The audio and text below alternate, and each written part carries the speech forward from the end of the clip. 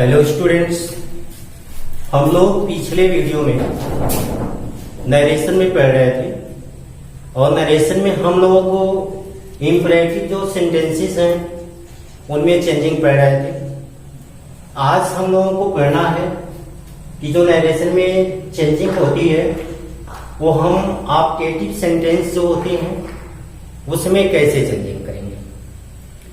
तो हम लोग ये जानेंगे कि ऑप्टेटिव सेंटेंस पहले होता क्या है, जब इसको बदलना होगा तो हम कैसे बदलेंगे। इस तरह से जो भी वर्क अभी तक आपको के पास भेजे गए हैं उसको आप पूरा कर लेंगे।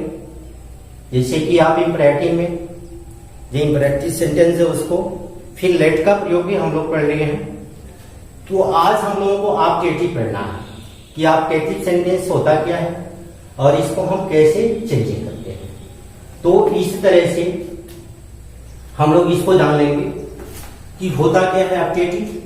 करें कि अगर रिपोर्टेड स्पीच में प्रार्थना या कामना के अर्थ में मे का प्रयोग हो तो वह ऑप्टेटिव सेंटेंस कहलाता है। रहे कि यदि रिपोर्टेड स्पीच का जो भाग होता है यानी जो नरेशन होता है डायरेक्ट नरेशन, उसके दो भाग होते हैं। यानी डायरेक्ट जो नरेशन होता है रिपोर्टिंग वर्ब और रिपोर्टेड स्पीच। तो रिपोर्टिंग वर्ब कह रहे हैं कि यदि यहाँ पे जो रिपोर्टेड स्पीच का भाग होता है उसमें यदि कामना के अर्थ में मे का प्रयोग हो, यानी जब उसमें कामना के अर्थ में मे का प्रयोग हो तो ऑप्टेटिव कहलाता है। अब इसका पहला जो रूल होता है बनाने का, कह रहे कि इसमें रिपोर्टिंग वर्ब सेड को विश्ड, कर्स, प्रेड में बदल कर सेंटेंस को असर्टिव में बदल देते हैं। जो कनेक्टिव वर्ड दैट होता है उसको हम लगाते हैं और इंटरजेक्शन का जो चिन्ह होता है, जो मार्क होता है, मार्क ऑफ एक्सक्लेमेशन होता है, उसको हम हटा देते हैं। तो इतनी बातें होती हैं। यानी जो इसका रिपोर्टिंग वर्ब सेट होगा उसको हम विश्ड, कर्स या प्रेड में बदल देते हैं। अब हम विश्ड का प्रयोग कहाँ करते हैं? जब हम इच्छा की बात करते हैं, कामना की बात करते हैं तो विश्ड का प्रयोग करते हैं। जब साफ होती है यानी शुभकामना होता है तो विश्ड, जब साफ होता है तो कर्स। जब हम ईश्वर से प्रार्थना करते हैं, किसी के लिए कामना करते हुए प्रार्थना करते हैं तो वहां पर हम प्रेड में उसको बदल देते हैं। उसके साथ साथ सेंटेंस को असर्टिव कर लेते हैं और जो कनेक्टिव वर्ड दैट होता है वो लगाते हैं और इंटरजेक्शन का जो मार्क होता है उसको हम हटा देते हैं। तो इस तरह से हमको देखना है। अब इसमें जो मे होता है उसको हम माइट में चेंज कर लेते हैं और जो स्थान होता है मे का वो यहाँ पे कर्ता के स्थान पे आता है और इसको हम पहले कर लेते हैं। तो अभी इस तरह से हम इसको चेंज कर लेते हैं। सबसे पहले जानेंगे कि ऑप्टेटिव है क्यों। अब जो डायरेक्ट स्पीच है उसके हम दोनों पार्ट को अलग कर लेते हैं। पहला जो पार्ट है वो रिपोर्टिंग वर्ब का पार्ट है। ये जो भाग कहलाएगा वो रिपोर्टिंग वर्ब का भाग कहलाएगा, इसलिए कि यहाँ से जो करता है इससे क्रिया के द्वारा अपनी बात को कहना प्रारंभ करता है। अब यह जो भाग हो जाएगा वह रिपोर्टेड स्पीच का भाग होगा। यानी दो भाग हो गए डायरेक्ट जो स्पीच है। पहला जो भाग है रिपोर्टिंग वर्ब, दूसरा जो भाग है वो रिपोर्टेड स्पीच। ये जो भाग है रिपोर्टेड स्पीच। रिपोर्टेड स्पीच का मतलब जहां पे वक्ता का कथन पूरा होता है, उसकी जो बात होती है जहां पे पूरी होती है उसी को हम रिपोर्टेड स्पीच कहते हैं।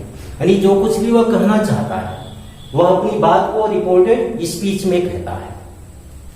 तो दो पार्ट हो गए रिपोर्टिंग वर्ब और रिपोर्टेड स्पीच। दूसरी बात कर रहे हैं कि यदि यहाँ पे कामना के अर्थ में या शौक के अर्थ में या प्रार्थना के अर्थ में आता है तब हम मे का प्रयोग यहाँ पे हुआ रहता है।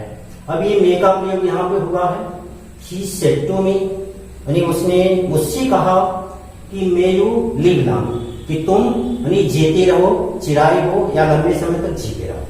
तब यहाँ पे ऑलरेडी कामना की बात हो गई। तो कह रहे हैं कि जब हम इस तरह की बातें होती हैं तो हम विश्ड का प्रयोग करेंगे।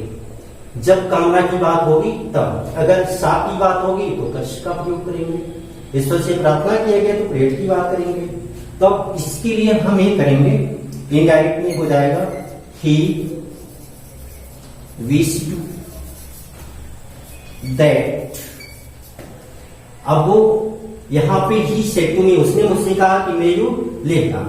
तो अब ये बात जो कही गई है ये इसके विषय में कही गई है, मे के विषय में। अभी सब्जेक्टिव केस में हो जाएगा आई। अब ये स्थान लेगा मे का, और मे को हम माइट में बदल देंगे, that I might live now. अब ये जो इसका मार्क ऑफ एक्सक्लेमेशन है, इसको हम पूरी तरह से रिमूव कर देते हैं, हटा लेते हैं, और सेंटेंसेस को ऐसे हम असर्टिव में चेंज कर लेते हैं। अब ये हो गया कि he wished that I might live long. तो अब ये सेंटेंसेस जो है डायरेक्ट से इनडायरेक्ट में चेंज हो गया। अब इसलिए विश्ड का प्रयोग हुआ है कि यहाँ पे कामना की बात की गई है, जिसका हम प्रयोग जो होता है ऑलरेडी शुभ कामना के लिए विश्ड का प्रयोग करते हैं, साप के लिए कर्ष का करते हैं। अब वो जब प्रार्थना होती है तो प्रेयर का प्रयोग करते हैं। तो इस तरह से अब दोस्तों एग्जाम्पल हम देख सकते हैं कि जब शुभ कामना के लिए विश्ड या साप के लिए हम कर्ष का प्रयोग करते हैं। ये यहाँ पे करा है कि the hermit said may you go to help. अब वो ऑलरेडी यहाँ पे जो सेंटेंस हमको बता रहा है, द हर्मिट सेड, यानी जो हर्मिट है, जो संत है, उसने कहा कि may you all go to help, तुम सभी लोग नरक में चले जाओ। यानी नरक में जाना, इससे ये साबित हो रहा है कि उसको साफ दे रहा है, कष्ट कर रहा है। तो जब यहाँ पे इस तरह की बात रिवील्ड होती है तो वहां पर हम कष्ट का प्रयोग करते हैं। अब ये आपका हो जाएगा जो सेंटेंसेस है, द हर्मिट कर्स्ड। अब ये बात किसके विषय में कही गई, मे यू ऑल, यानी सबके विषय में कही गई है, यानी बहुत सारे लोगों के विषय में कही गई है। द हर्मिट सेड टू, अभी हो जाएगा द हर्मिट कर्स्ड दैट। अब ये यू है वो बहुत सारे में बदल जाएगा, दे हो जाएगा, that they all might go to. अब वो एक्सक्लेमेशन हटा करके फुल स्टॉप कर देंगे। अभी हो गया the hermit cost that they all might go to help, यानी the hermit cost that they all might go to help. यानी कष्ट का प्रयोग इसलिए हुआ है कि यहाँ पे साप की बात आ रही है, अभी साप दिया जा रहा है। दूसरा, जब प्रेड का प्रयोग ईश्वर से प्रार्थना करने के लिए किया जाता है, यानी हम प्रेड का प्रयोग वहां पे करेंगे जब हम ईश्वर से प्रार्थना करेंगे किसी के शुभ के लिए, तो हम वहां पे उसका प्रयोग करते हैं। जैसे हम कह देते हैं कि जीते रहो, या तुम सुखी रहो, या तुम अधिक धनवान हो, तो ये इस तरह की बात हम प्रार्थना के लिए कर देते हैं। तो यहाँ पे है कि प्रेयर का प्रयोग ईश्वर से प्रार्थना के लिए किया जाता है। अब इसका एग्जाम्पल हम ले सकते हैं डायरेक्ट में, he said to me may God help you, यानी उसने कहा कि जो मे गॉड हेल्प यू, ईश्वर तुम्हारी जो है वो सहायता करे। अभी आपका हो जाएगा already he prayed, he prayed that God might help you। अब ये चेंज हो गया कि he prayed that God might help you, यानी he said to me may God help you, यानी उसने मुझसे कहा ईश्वर तुम्हारी सहायता करे। ये आपका हो जाएगा कि ही, यानी सेड, ऑलरेडी अब ये सेंटेंसेस हम चेंज कर रहे हैं। He said to me may God help you, he prayed that God might help मी।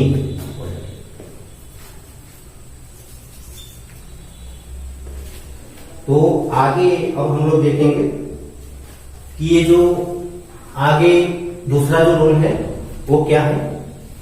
यहाँ पे करें कि यदि रिपोर्टेड स्पीच में गुड बाय या गुड नाइट का प्रयोग हो तो सेट के स्थान पर हम बेड का प्रयोग करते हैं।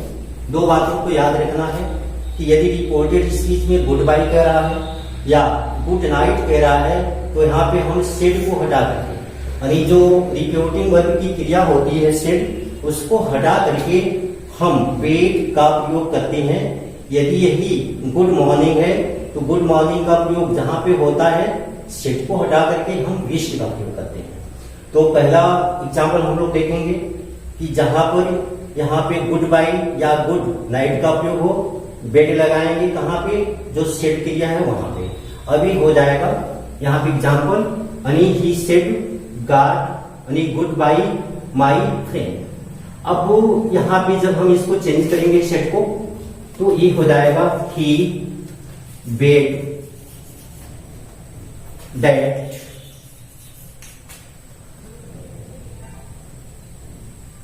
he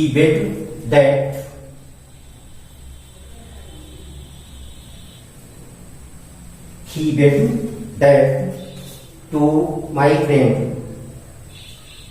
he bet goodbye to his friend। ये ऑलरेडी देखिए पीछे, he said goodbye my friend, तो he bet that goodbye to his friend। अब यहाँ पे डेट का प्रयोग न भी हम कर सकते हैं, यानी he bade goodbye to his friend. तो अब ये भी ऐसे भी बन सकता है कि he bade goodbye to his friends. ये अगला एक और एग्जांपल है जो गुड मॉर्निंग वाला है। गुड मॉर्निंग के स्थान पर हम ऑलरेडी जो होता है विश का प्रयोग करते हैं। एक एग्जाम्पल है, Ravi said good morning my friend. अभी इसको हम जब गुड मॉर्निंग होगा तो हम विश में चेंज कर लेंगे, ये हो जाएगा रवि विश्ड